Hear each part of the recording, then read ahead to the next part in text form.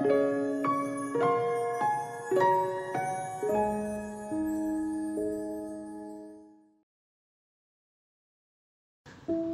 antara yang akan membuat kita punya peace of mind, yang akan membuat jiwa kita tenang, itu adalah seberapa bisa kita betul-betul meyakini keberlimpahan dalam hidup.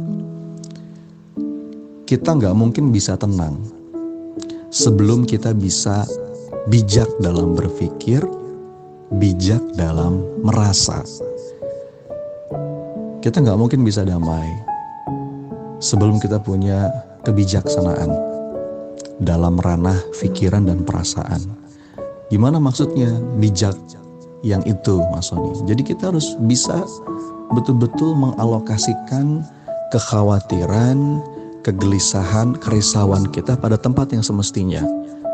Meletakkan mana yang harusnya di situ ya di situ, mana yang harusnya sekarang ya sekarang, mana yang harusnya nanti ya nanti, mana yang bisa kita serahkan kepada Allah, kita serahkan kepada Allah, mana yang harus kita lakukan sebagai amal soleh, kita lakukan. Jadi tidak memberikan beban kepada pikiran kita, di mana pikiran kita nggak bisa menyelesaikannya. Tugas kita kan diproses, bukan dihasil.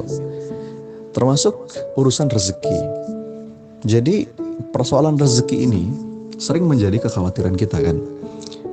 Biaya hidup yang semakin mahal, kondisi keuangan kok yang kayaknya gitu-gitu aja, karir pekerjaan yang kayaknya susah berkembang, stuck, bisnis juga gitu, hutang yang gak kunjung selesai. Ini menjadi topik besar yang sering kita khawatirkan. Padahal tahukah Anda, Bapak Ibu, teman-teman, sebuah riset itu menunjukkan semakin kita terbebani dengan pikiran-pikiran seperti itu, perasaan serba kurang, ya serba takut, serba khawatir, justru itu akan menghambat kita untuk punya nasib yang lebih baik. Kenapa bisa begitu? Karena alokasi energi otak kita itu terserap cukup banyak untuk mikirin hal-hal tadi, sampai-sampai kita nggak bisa berpikir kreatif untuk mengubah nasib ke arah yang lebih baik.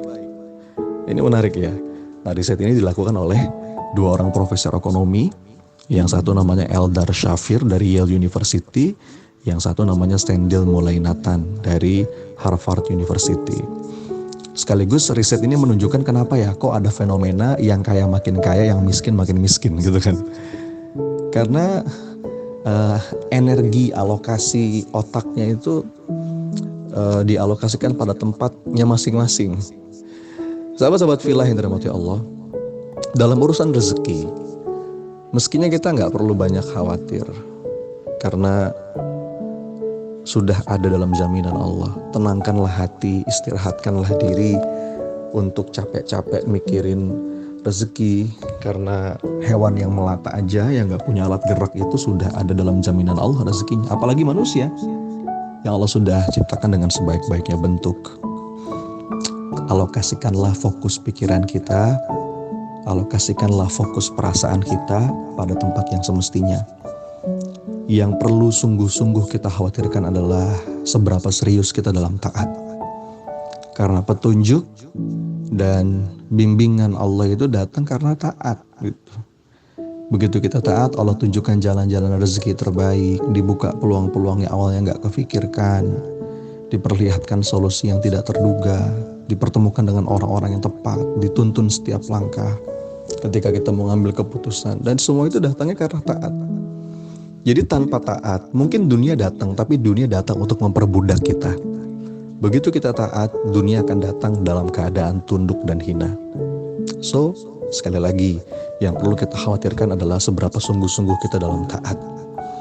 Rezeki udah dijamin, yang belum dijamin itu apa? Keberkahan yang menyertainya. Keberkahan yang menjadikan semuanya gak sia-sia. Rezeki itu udah dijamin, yang belum dijamin itu nasib kita setelah hidup ini.